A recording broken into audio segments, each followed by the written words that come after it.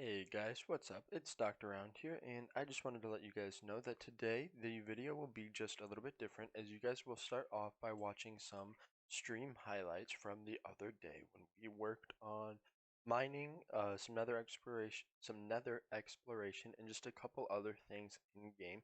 You guys will watch over that highlight before going back into the normal scheduled video that you would expect, guys. I hope that you enjoy, and this may be an editing style that I try again in the future. Thank you guys.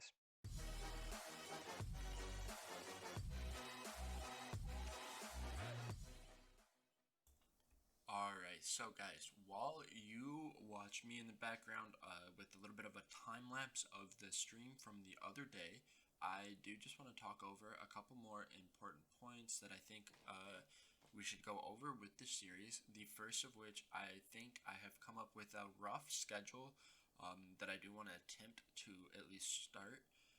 I think I'm going to start uploading videos on Mondays and Fridays with a stream on either Wednesday and then I want to say then a stream also on Wednesday at some point and possibly one on Saturday and or Sunday.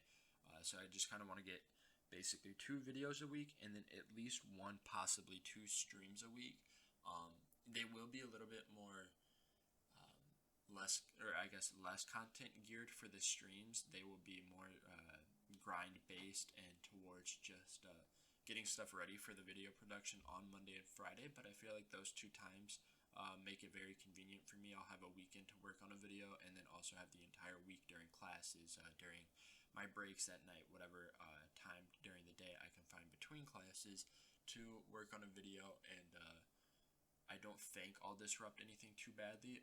But if there are any like schedule changes that need to be made or anything that I think may work better in terms of an upload time, I will definitely let you guys know.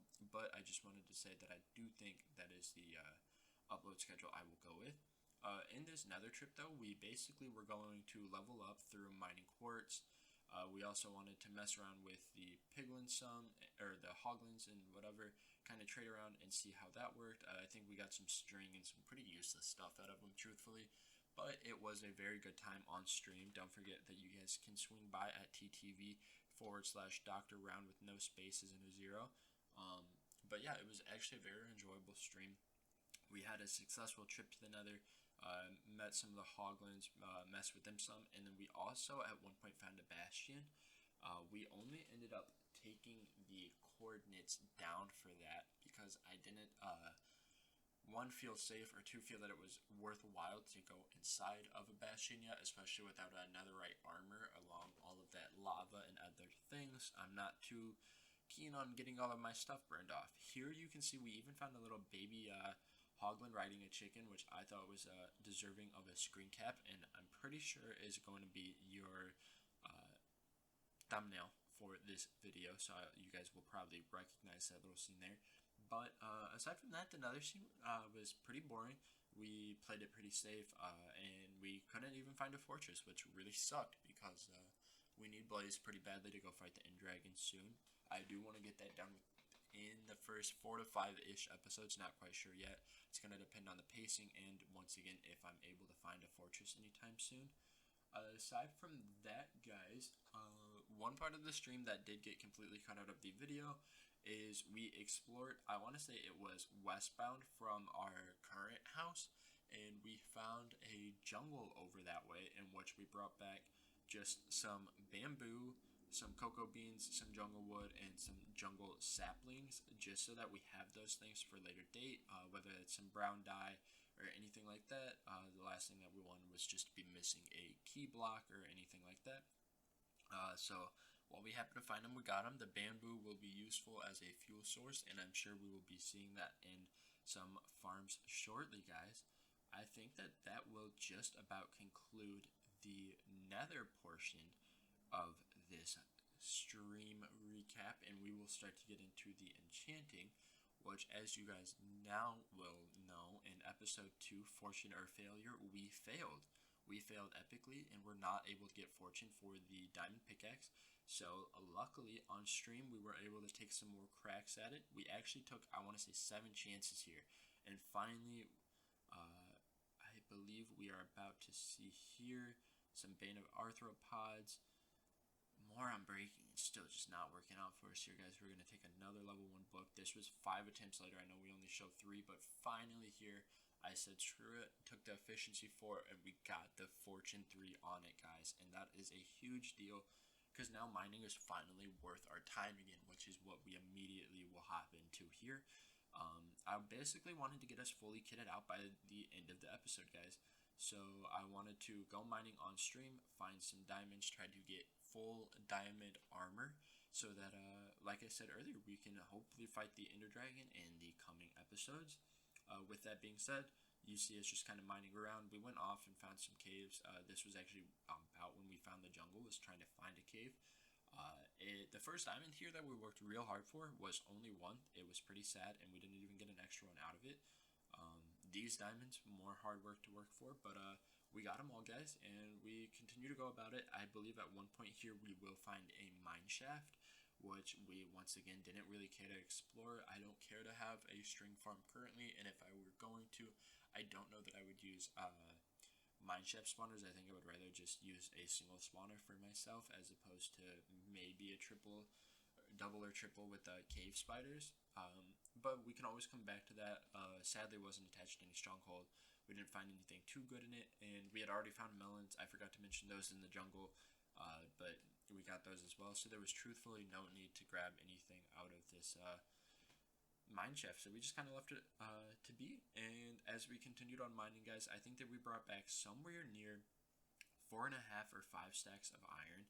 We finally got over a stack of iron blocks, which puts us in a great place to build some farms in the future with some villagers. And then we also got just over, I want to say 25 or 26 diamonds, which was the perfect amount to get us kitted up and ready to keep moving on with the series, guys. With that being said, I hope that you guys enjoyed the little bit of a stream recap. It's something that I do plan on implementing in more videos in the future. I'm just not quite sure how many will be included in that, guys.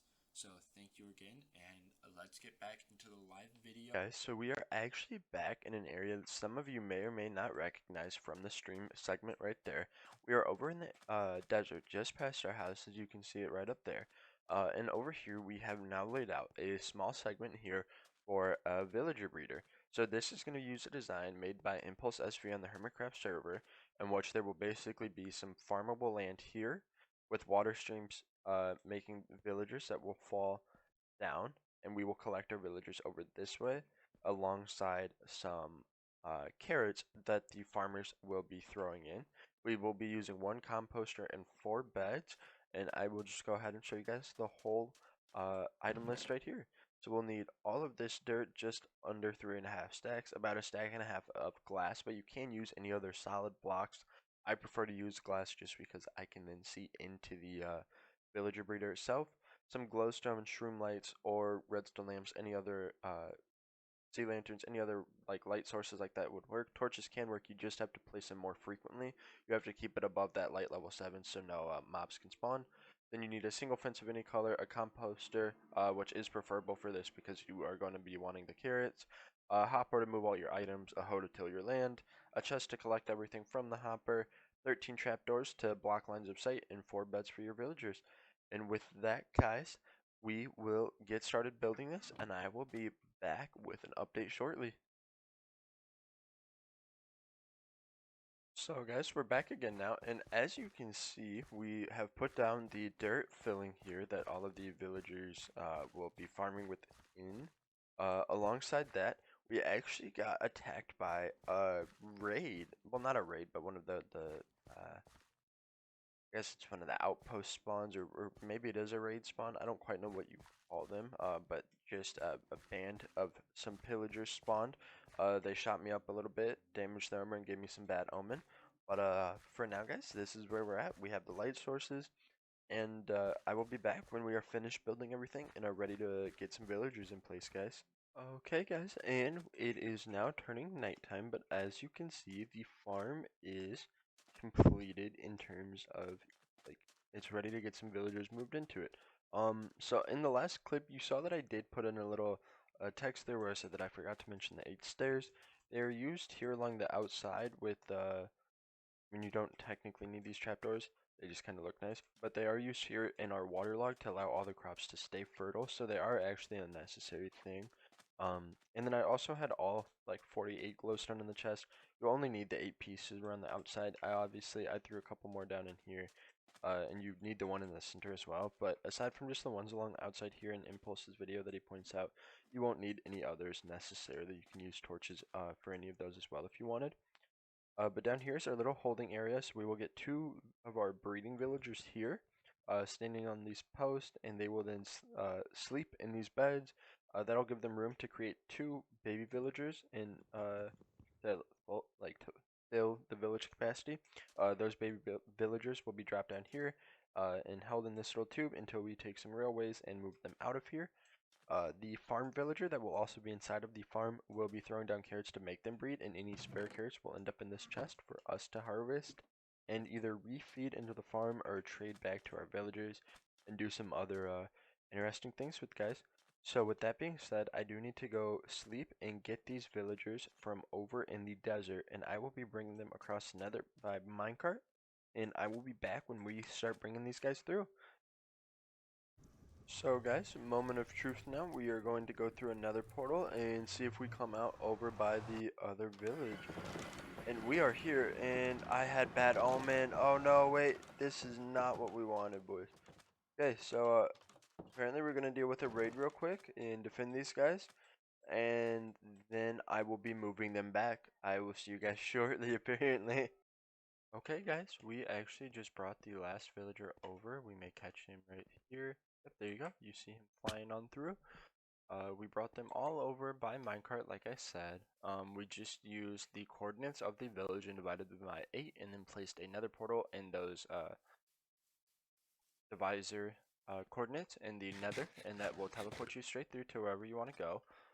In doing so, we teleported over to the village, set up some minecarts. With the raid, we actually got very lucky. I almost died. Luckily, I did not.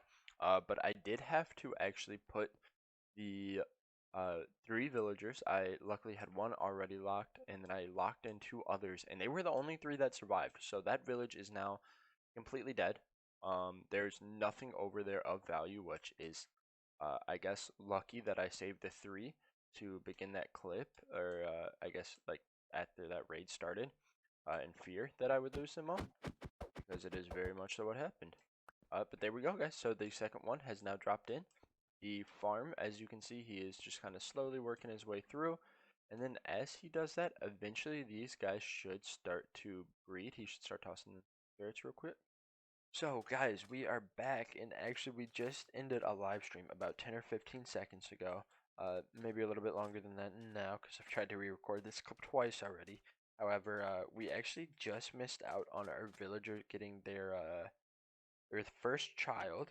So they just bred for the first time after we finished kind of filling in the farm and bone mealing it some on stream as well while exploring the nether to see if they just weren't getting enough food. Then we kind of had 40 some odd carrots fall in here. They interacted once or twice more. And now our villagers have finally made a small baby.